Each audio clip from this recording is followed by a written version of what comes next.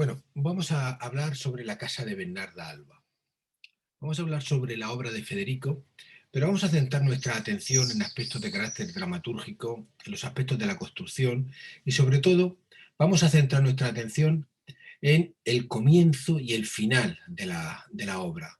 Por supuesto, vamos a prestar atención también a otros aspectos de la construcción dramatúrgica del texto.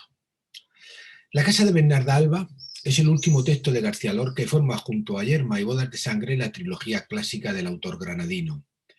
No se estrena ni se publica hasta que en 1945, en Argentina, la actriz Margarita Sirgut se interesa sobre este proyecto y es capaz de llevarla a cabo. Habrá que esperar hasta 1950 para que se estrene en España por el Teatro de Ensayo La Carátula bajo la dirección de José Gordón y con la interpretación de Amparo Reyes, Antonia Herrero, Lola Gaos, Maruja Recio, Berta Riaza, Carmen Ferreira, María Luisa Romero y Consuelo Muñoz.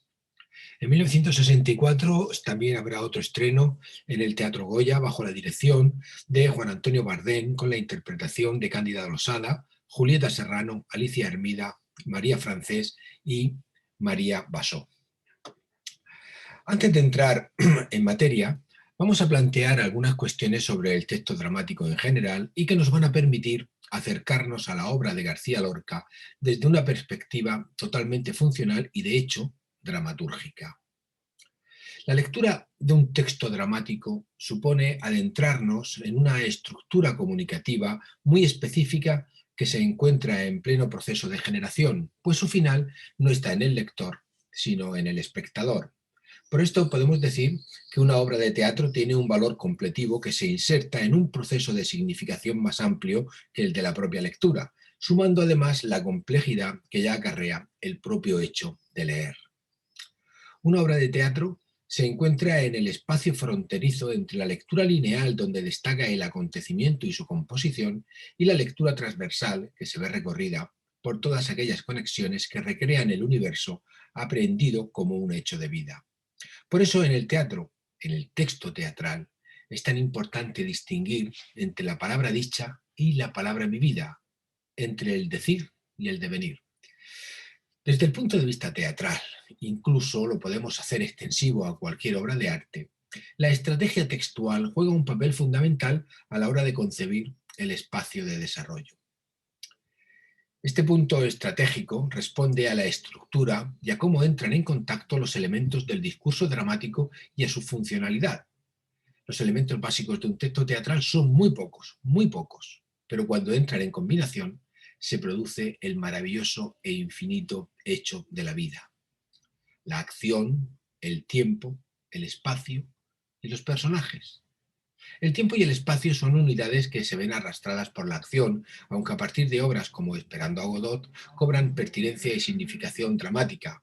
Este tema es un tema apasionante porque nos remontaría a la obra de Chekhov también, pero se nos quedaría fuera un poco de la línea de este tema, del tema que estamos tratando en este momento. En este marco es en el que vamos a hacer un pequeño recorrido por la obra de García Lorca, La casa de Bernarda Alba. La casa de Bernarda Alba nos ofrece una profunda lectura literaria, pero además, cuando entramos en su composición, observamos una extraordinaria organización dramatúrgica al servicio de la construcción de la acción, de los personajes y de la atención del espectador. Podríamos decir que es una pieza de relojería donde todos sus elementos funcionan con plena exactitud. Quizá en la historia del teatro de Occidente, en esta línea que comentamos, solo obras como Edipo Rey, Hamlet o El Rey Lear, en cuanto a la construcción, junto con esta pieza de Lorca, forman un grupo que se distingue de las demás obras de teatro de nuestra historia. Bueno, sumaría, por supuesto, El Príncipe Constante de Calderón y seguro que otras que se me quedan un poco en el tintero, pero muy poquitas más. Nosotros vamos a centrar nuestra atención en esta breve incursión en la dramaturgia de García Lorca a través de su última tragedia, en dos aspectos fundamentales de todo texto artístico: el comienzo y el final. Para una representación, pero también para cualquier obra de arte, el comienzo y el final tienen especiales significados en sus aspectos funcionales. El comienzo nos abre la puerta hacia el universo dramático que viene después, nos intoxica con anticipaciones generando expectativas que nos irán llevando a través de toda la obra hasta llegar al final. La última escena es la que nos despide, es la que va a marcar con contundencia el sabor que va a tener el viaje que hemos realizado sentados en una butaca y tenga el especial significado e impacto que el autor ha planificado. Por eso, tanto en el comienzo del hecho literario y de la representación como en el final, la significación estructural cobra una especial relevancia. No hay nada previamente pactado entre el autor y el público, tan solo un acuerdo alrededor de la ficción, del acontecimiento, del escenario, de la mentira artística que se alza como esa verdad íntima y modeladora de nuestra realidad. Se sube el telón y nos abraza, pero al bajarse nos despide y nos deja salir cargados de sueños y pasiones. Si esto no es así, es porque el escenario ha estado vacío. Sin entrar en más definiciones, vamos a ver de qué trata esta obra. Podríamos decir más o menos que este es el argumento. El férreo luto al que están sometidas 5 hermanas por la muerte de su padre se verá roto por las escapadas de Adela, la hija pequeña, con Pepe el Romano, novio de su hermana Angustias y con el que tiene sucesivos encuentros sexuales. Al enterarse a su madre, le dispara y Adela, desolada, se ahorca. ¿Es esto la casa de Bernarda Alba? No, no, la obra es mucho más. Esto tan solo es una anécdota que podríamos haber enunciado de otra forma distinta, con el mismo marco semántico. Comencemos viendo cómo se presenta la acción. Son muy importantes las palabras de Poncia cuando habla de Bernarda. De esta forma, el espectador tiene la descripción de la palabra y opinión de uno de los personajes y solo le falta constatar cuando aparezca Bernarda que es así. Veámoslo. La acción se va a tensionar a lo largo de la obra a partir de 2 extremos claramente expuestos, el personaje de Bernarda y el de su hija Adela. El resto son satélites que vienen a apoyar la construcción del universo dramático y la caracterización de estos 2 personajes. Podemos considerar al personaje de Bernarda como la línea recta del devenir que quebrará a Adela, el personaje exponente del conflicto principal. Nos interesa en este caso cómo se conforma el universo dramático que comienza con la caracterización de Bernarda y que se produce en 3 momentos claves del primer acto, la primera escena, la segunda y la 11ª. Vamos a prestar atención a cómo comienza la obra. En la escena primera se describe Bernarda por lo que Poncia piensa de ella. Es muy importante atender a esta descripción, ya que anticipa el momento estelar de su aparición en la segunda escena. La vamos a conocer por sus palabras e inmediatamente por sus actos. Es la conformación plena de la caracterización de un personaje. Dirá Poncia, refiriéndose a Bernarda Alba. Era la única que quería al padre. Aquí está hablando de las hijas. Gracias a Dios que estamos solas un poquito. Yo he venido a comer. Sigue. Quisiera que ahora que no come ella, refiriéndose a Bernarda, que todas nos muriéramos de hambre, mandona, dominanta, pero se fastidia. Le he abierto la orza de chorizos. Sigue diciendo.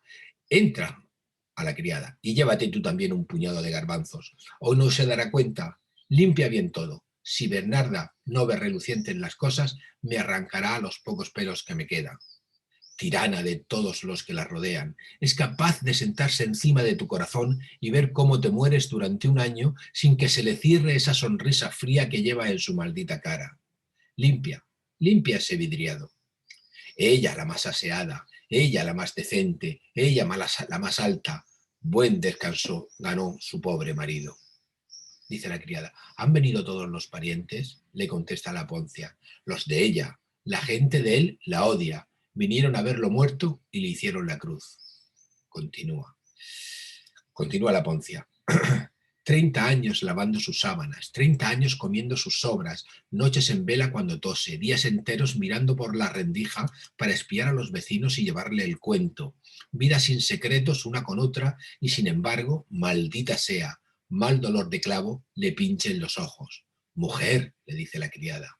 Y continúa la Poncia. Pero yo soy buena perra.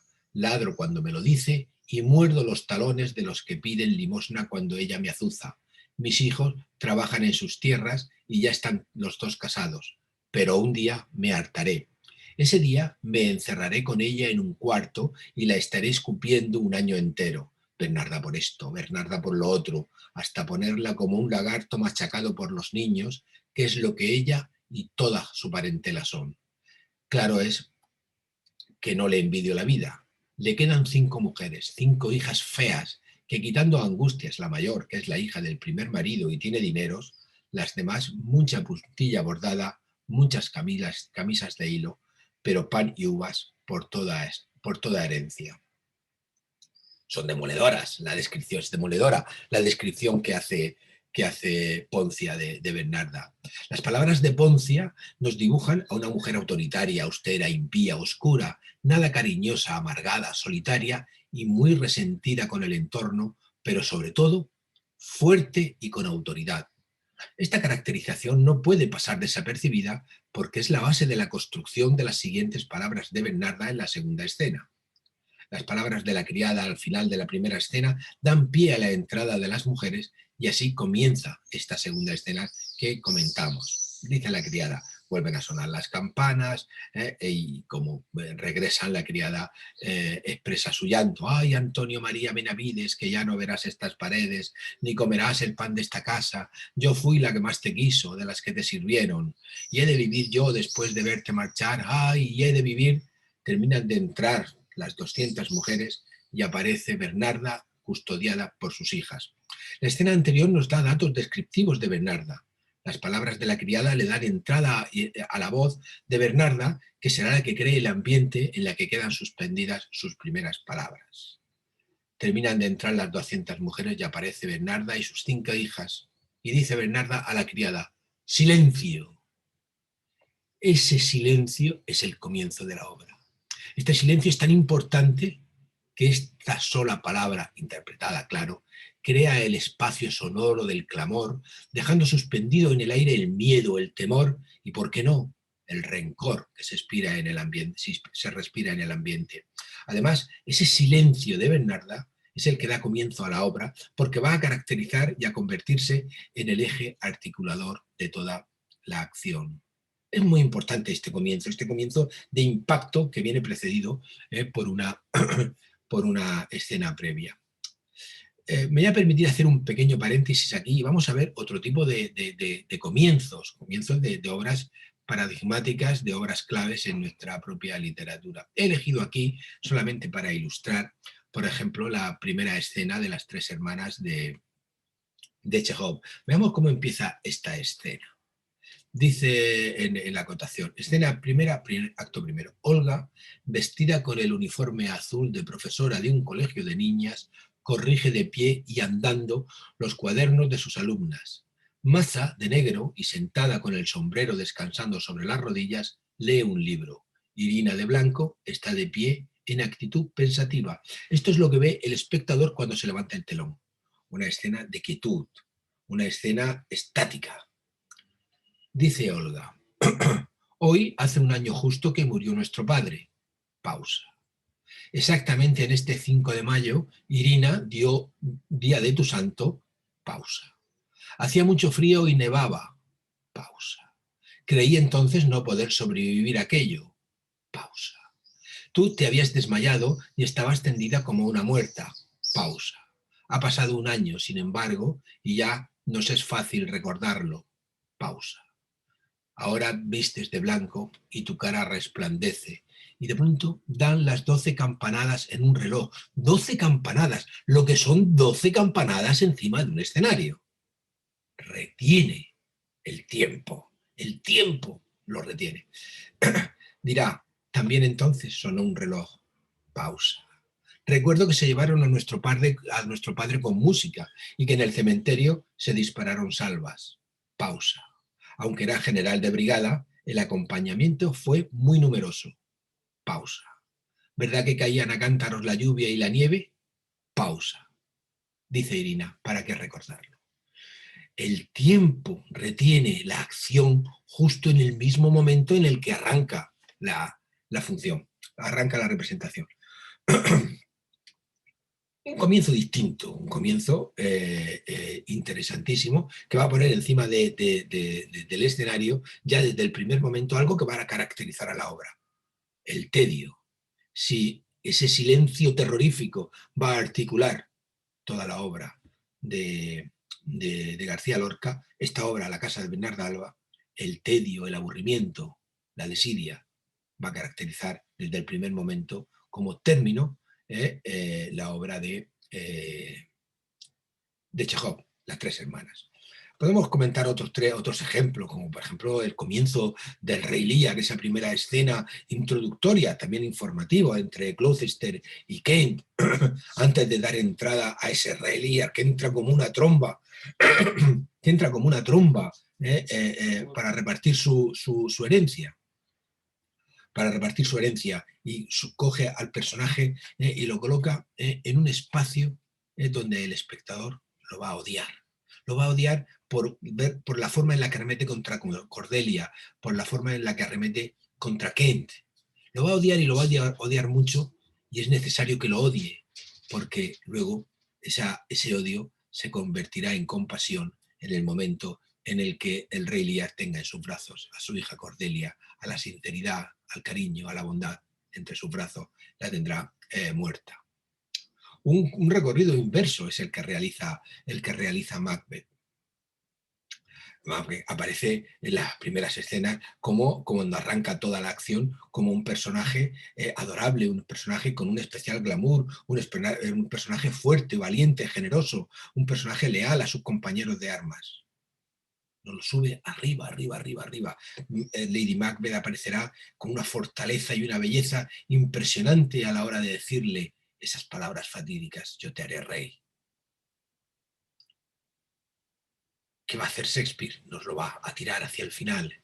Ese amor, ese entusiasmo, esa admiración hacia ese personaje que tenemos al comienzo de la obra, nos la va a ir arrastrando hasta el final, hasta que nos deje caer al personaje y nos lo hunda en la más absoluta de la miseria, con nosotros, con el espectador, que lo hemos admirado. Bueno, podríamos estar comentando el comienzo o el final de estas grandes obras que son fascinantes y que ponen al espectador siempre en el membrete de tener que participar intelectual y emocionalmente en todo el proceso. Pero vamos a seguir con la casa de Bernarda Alba. A continuación de la entrada de Bernarda Alba viene la conversación con las mujeres. Nadie ha visto a Pepe el Romano, ni Angustias, ni nadie. Dice fortísimo. La escena viene, y a continuación la escena del abanico en la que Martirio le ofrece el suyo. Y le dice esas palabras que caracterizan el luto que van a pasar las hijas en la obra, en la casa de Bernarda. Dice Bernarda, pues le dice a Martirio, pues busca otro que te hará falta. En 8 años que dure el luto, no ha de entrar en esta casa el viento de la calle. Haceros cuenta que hemos tapiado con ladrillos puertas y ventanas. Así pasó en casa de mi padre y en casa de mi abuelo. Mientras podéis empezar a bordaros el ajuar. En el arca tengo 20 piezas de hilo con el que podréis cortar sábanas y embozos. Magdalena puede bordarlas. Dice Magdalena con absoluta desidia. Lo mismo me da. Adela, con agritud. Si no queréis bordarlas, irán sin bordados. Así las tuyas lucirán más. Magdalena, ni las mías ni las vuestras. Sé que yo no me voy a casar. Prefiero llevar sacos al molino. Todo menos estar sentada días y días dentro de esta sala oscura. Bernarda, eso es lo que tiene ser mujer. Magdalena, malditas sean las mujeres. Y dirá Bernarda, aquí se hace lo que yo mando. Yo ya no puedes ir con el cuento a tu padre. Hilo y aguja para las hembras, látigo y mula para el varón. Eso tiene la gente que nace con posibles. Ya no puedes ir con el cuento a tu padre. Hilo y aguja para las hembras, látigo y mula para el varón. Estas palabras, esta última intervención de Bernarda, incluso las palabras de Magdalena, malditas sean las mujeres, las están escuchando todas, pero sobre todo Adela. Adela que tiene un grandísimo secreto, Adela que oculta la pasión, que vive con ese entusiasmo con Pepe el Romano. Y ese momento es fundamental, no por las palabras que dice Bernarda, que son terribles, incluso la derrota de Magdalena al decir malditas sean las mujeres, sino por cómo reacciona Adela. Adela construye su personaje en esos fragmentos, lo construye desde el silencio. Lo construye desde el silencio y esto es extraordinario. Adela ha estado todo el tiempo en silencio escuchando las palabras de su madre. La construcción de este personaje en esta escena se hace desde el silencio, igual que, por ejemplo, por hacer una comparación, igual que lo hace Yocasta en la escena en la que el mensajero informa de que Edipo no es hijo de Pólibo y Mérope, sino de la casa real de Tebas, es decir, hijo suyo. Es una escena construida también desde el silencio y el actor que interpreta al personaje tiene que hacer recursos, tiene que utilizar los recursos de su expresión corporal, de su expresión gestual, de la interpretación sin la apoyatura de la palabra para construir el personaje. Y esto le da una dimensión extraordinaria al contraste que hay entre explicar y decir las cosas y explicar y sentir las cosas.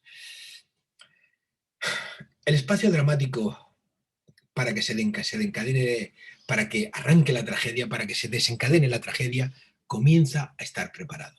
No solo por cuestiones argumentales, sino por la amargura, la tiranía, la opresión, que no van a poder poner freno a la pasión de Adela. Solo la muerte, que está por encima del hombre y de la mujer, tiene la facultad de convertirse en destino.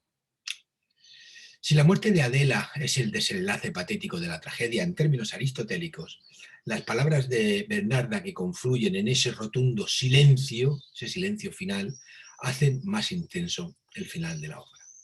No son palabras de dolor, ni de piedad, ni de consternación, son una orden para mantener la imagen pétrea frente al qué dirán. La impiedad de Bernarda y la contundencia de sus palabras finales dejan en el aire de forma sostenida no solo el desenlace patético al que ha sucumbido Adela, sino la tragedia a la que se enfrentan las hermanas que han quedado vivas. Dirá Bernarda ya en la escena final. Descolgadla. Mi hija ha muerto virgen. Llevadla a su cuarto y vestirla como si fuera doncella. Nadie dirá nada. Ella ha muerto virgen. Avisad que al amanecer den 2 clamores las campanas. Martirio. Dichosa ella 1000 veces que lo pudo tener. Estas palabras son palabras de una pasión contenida que a lo largo de la obra Federico García Lorca ha construido muy bien para un teatro que tenía en la época. Pero yo aquí me pregunto con estas palabras de martirio. Y le preguntaría yo a Federico, ¿y la soledad de estos personajes en su habitación? Esta soledad pensando en los brazos de Pepe el Romano o de un hombre con el que poder desatar su pasión. Esta soledad en la oscuridad, abrazadas a la almohada. Seguro que Federico lo tenía en la cabeza cuando puso estas palabras en boca de martirio. Dichosa ella 1000 veces que lo pudo tener. Y dirá Bernarda, y no quiero llantos. La muerte hay que mirarla cara a cara. Silencio. A otra hija. A callar, he dicho. A otra hija. Las lágrimas cuando estés sola. Nos hundiremos todas en un mar de luto. Ella, la hija menor de Bernarda Alba, ha muerto virgen. ¿Me habéis oído? Silencio. Silencio dicho. Silencio. Impresionante, García Lorca. Impresionante. Este es el final al que nos acercamos con ese recorrido desde el comienzo y desde las características del comienzo hasta las características del final. Muchas gracias.